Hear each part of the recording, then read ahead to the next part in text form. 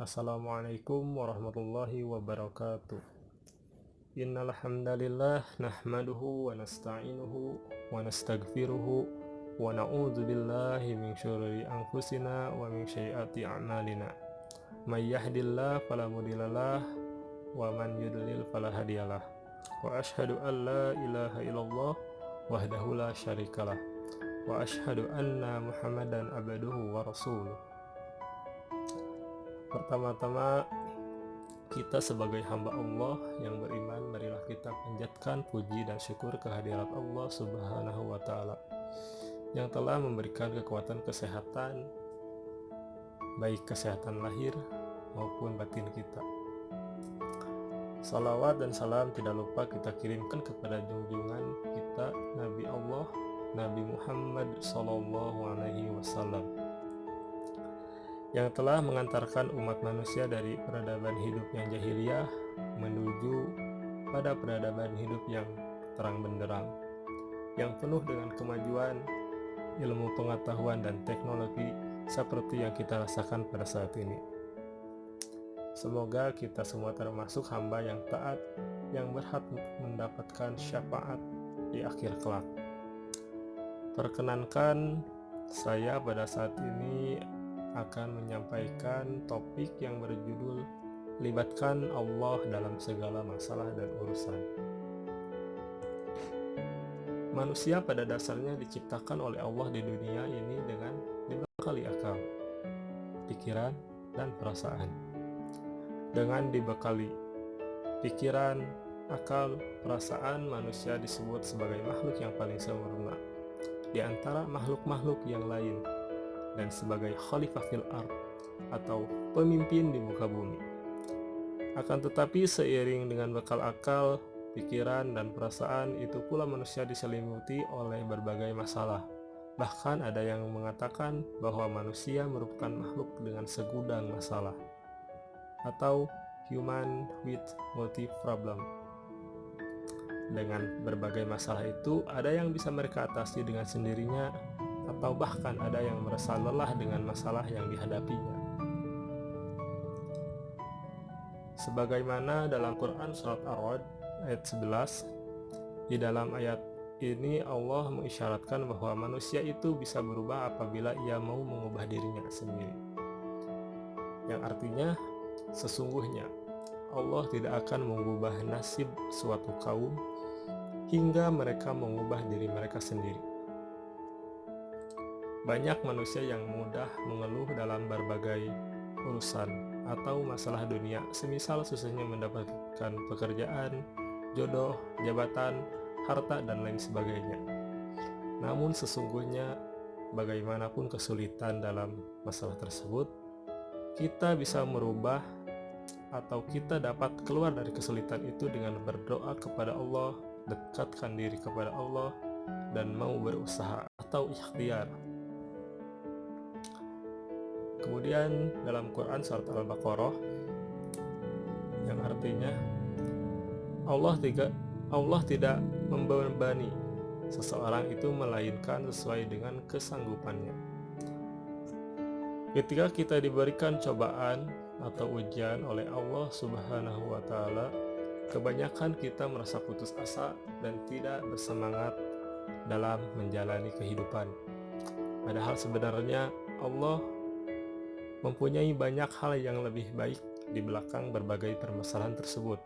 Dan Allah telah menurunkan ayat bahwasannya Allah tidak akan memberikan beban di luar batasan kemampuan hambanya. Oleh karena itu, apabila kita mengatakan capek jalani hidup atau gak sanggup lagi jalani hidup, artinya kita mendahului Allah. Untuk itu, kita harus senantiasa berpikir positif bahwa kita mampu melewati masalah-masalah kehidupan atau urusan-urusan di dunia ini. Jangan pernah berpikir kita tidak bisa melewati masalah, karena pada dasarnya hidup ini penuh dengan masalah, mulai dari lahir sampai ke liang lahat. Pasti penuh dengan masalah. Seperti lapar, itu masalah. Kemudian bagaimana cara menyelesaikannya? Kita makan, masalah itu selesai. Kemudian kita haus, bagaimana menyelesaikannya? Kita minum, masalah itu selesai. Jadi mustahil manusia akan bebas dari masalah. Sampai-sampai makan dan minum itu bisa jadi masalah. Jika kita tidak makan, jika kita tidak minum, kita akan sakit atau lain sebagainya. Datanglah kepada Allah, memintalah kepada Allah, libatkanlah Allah dalam urusan kita. Sesulit apapun, semustahil apapun, segenting apapun, di detik-detik ketika kita hampir berputus asa, ingatlah kepada Allah. Kita sedih, ingat Allah. Kita dilema, ingat Allah. Kita lelah, ingat Allah. Kita kecewa, ingat Allah. Dan sebesar apapun masalahnya, ingatlah kepada Allah Subhanahu wa ta'ala. Insya Allah, Allah akan menunjukkan keajaiban kalau kita melibatkannya. Kemudian, mengapa kita harus libatkan Allah dalam sekecil apapun urusan kita? Karena tidak semua hal di dunia ini mudah. Maka libatkanlah Allah Subhanahu wa ta'ala dalam menyelesaikan masalah atau urusan agar mendapatkan kemudahan. Berharaplah kepada Allah, libatkan Allah. Jika kita melibatkan Allah, insya Allah semua akan menjadi mudah karena semua ada di tangan Allah Subhanahu wa ta'ala.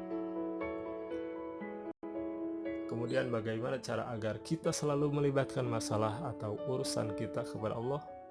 Kita harus senantiasa ingat kepada Allah, karena Allah mengatakan, Azkuruni azkurukum. Karena itu ingatlah kamu kepadaku, niscaya aku ingat kepadamu. Karena kita mengingat Allah, maka Allah akan mengingat kepada kita. Ingat Allah saat kita senang, insya Allah Allah akan ingatkan jika kita berada dalam kesulitan. Maka dari itu ingatlah kepada Allah dan melibatkanlah Allah dalam segala masalah atau urusan apapun. Selanjutnya, apa manfaat dari melibatkan Allah dalam segala masalah dan urusan kita? Yang pertama, sudah jelas akan dipermudah dalam menyelesaikan berbagai masalah. Yang kedua, kita akan diberikan kekuatan hati. Maka dari itu, kita jangan merasa pesimis, jangan putus asa. Kalau kita melibatkan Allah, insya Allah hati kita akan kuat. Dan sebaiknya sebagaimana jika kita tidak melibatkan, dan sebaliknya bagaimana jika kita tidak melibatkan Allah dalam segala masalah atau urusan kita, yang terjadi kepada diri kita, yang pertama, kita akan merasa sulit dalam menyelesaikan masalah atau urusan kita. Yang kedua, kita akan merasa galau, khawatir, dan merasa tidak tenang. Oleh karena itu, libatkanlah Allah. Berdoalah kepada Allah, meminta kepada Allah. Tidak akan sia-sia kita berdoa kepada Allah.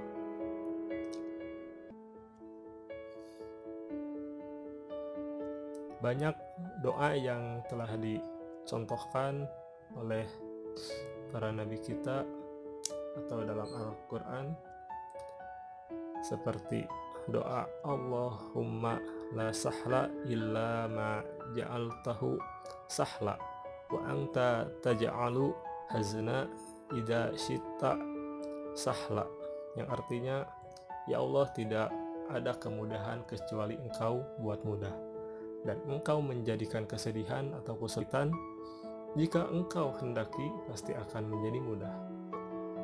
Kemudian, Rabbi shrah li sadri wa yassir li amri wahlul 'uqdatam min lisani yafqahu qawli, yang artinya, ya Allah, lapangkanlah dadaku, mudahkanlah urusanku, dan lepaskanlah kekakuan lidahku, supaya mereka bisa mengerti kepadaku.